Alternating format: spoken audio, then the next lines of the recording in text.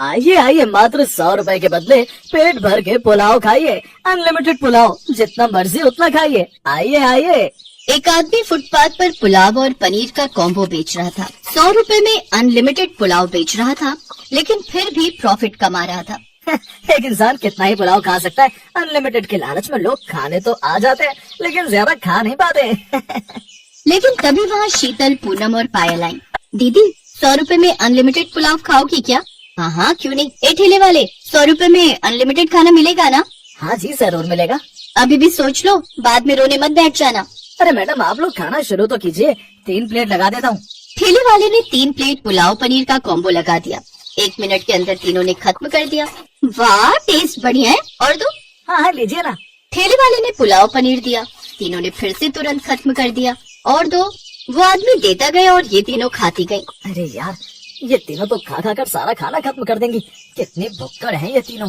और तीनों ने सच में सारा पुलाव और पनीर खत्म कर दिया। ऑफर बंद, आज से अनलिमिटेड खाना नहीं मिलेगा। ऑफर खत्म। हे भगवान, भारी नुकसान हो गया।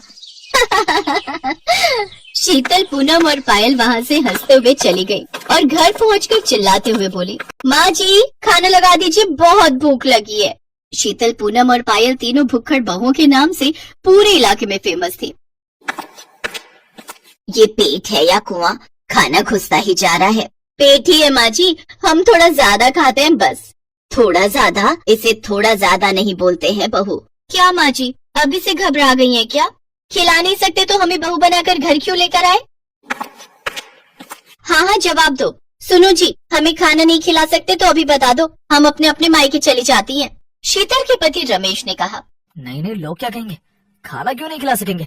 तुम तीनों यहीं रहोगी हमारे साथ।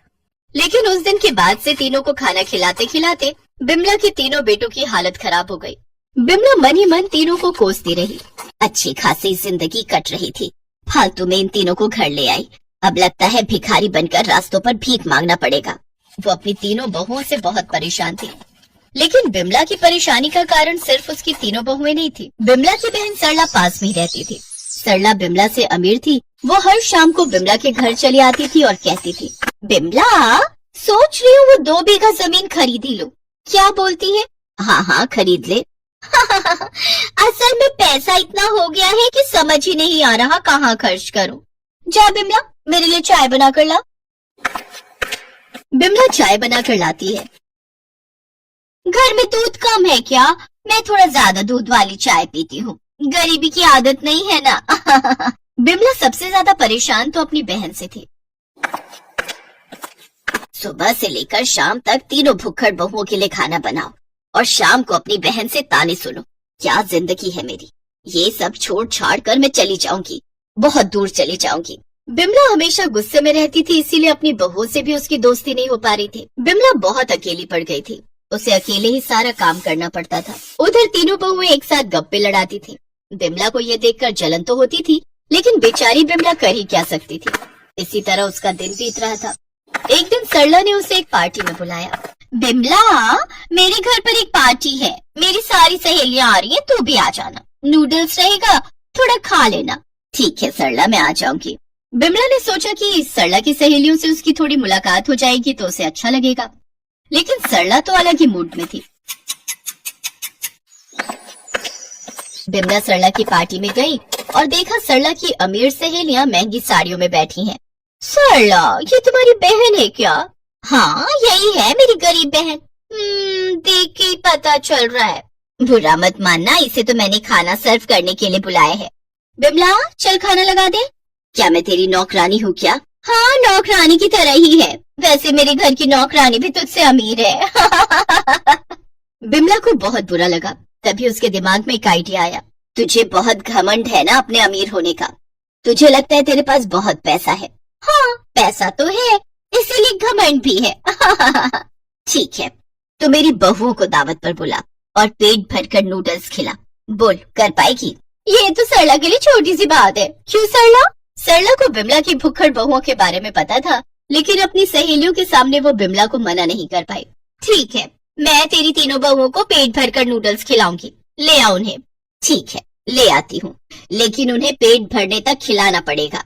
हाँ हाँ, पेट भर के नूडल्स खिलाऊंगी। ले आ, बिमला चली गई और तीनों बहुओं को नूडल्स दावत के बारे में कहा। ये सुनकर तीनों बहुएं खुशी के मारे झूमने लगी। चले माँ जी जल्दी चलिए, बहुत भूख लगी है, कितने दिनों बाद नूडल्स खाने को मिलेगा। बहू, आज तक मैं तुम तीनों को हमेशा कम खाने के लिए कहती थी, लेकिन आज बोल रही हूँ, चाहे जितना खाओ, जब तक पेट ना भरे उस सरला का घमंड तोड़ दो। अरे माँ जी चिंता मत कीजिए, आपके अपमान का बदला हम लेंगे। हाँ। बिमला तीनों को लेकर सरला के घर चली आई। जल्दी से नूडल्स लाओ, पेट में चूहे दौड़ रहे हैं। सरला ने नूडल्स दिया। 1 मिनट के अंदर तीनों ने खत्म कर दिया। और लाओ, इससे तो भूख बढ़ गई है। सरला ने बाहर से नूडल्स मंगाए। रेस्टोरेंट से नूडल आ गया। सरला ने पैसे दे दिए। वो नूडल्स भी 2 मिनट के अंदर खत्म हो गया। अरे यार, क्या थोड़ा थोड़ा करके नूडल्स ला रहे हो? बाल्टियां भर के मंगाओ ना। बाल्टियां भर के? ठीक है। सरला ने आसपास के सभी रेस्टोरेंट से नूडल्स मंगाने शुरू कर दिए। बिमला पास में मुस्कुराने लगी और तीनों बहुएं खाती रह गई। आसपास के सभी रेस्टोरेंट में भी नूडल्स खत्म हो गए। तब सरला दूर के रेस्टोरेंट से नूडल्स मंगाने लगी। वो पैसे देती रही और तीनों बहुएं खाती रही। तीनों ने पूरी रात नूडल्स खाया और सुबह डकार लेकर बोला, अब थोड़ा मंचूरियन हो जाए तो मजा आ जाएगा। सरला भड़क गई। नहीं है मेरे पास पैसे, सारे पैसे खत्म हो गए, भागो तुम लोग यहाँ से। क्यों? तू तो बहुत अमीर है ना। हाँ सरला, तुमने ही पंगा लिया था, अब पैसे कैसे खत्म हो गए? हाँ, नहीं है पैसे, नहीं है, भागो तुम लोग यहाँ से, नहीं है पैसे मेरे पास। घमंडी औरत, अब से मत आना मेरे घर पर, समझ गई? पेट भरकर नूडल्स भी नहीं खिला सकती, चली है घमंड करने। बिमला अपनी तीनों बहुओं को लेकर घर लौट आई। तीनों के साथ उसकी दोस्ती हो गई। माँ जी, अच्छा खासा सबक मिला सरला चाची को। हाँ सही कहा, अब कभी नहीं आएगी यहाँ। बहुत अच्छा हुआ।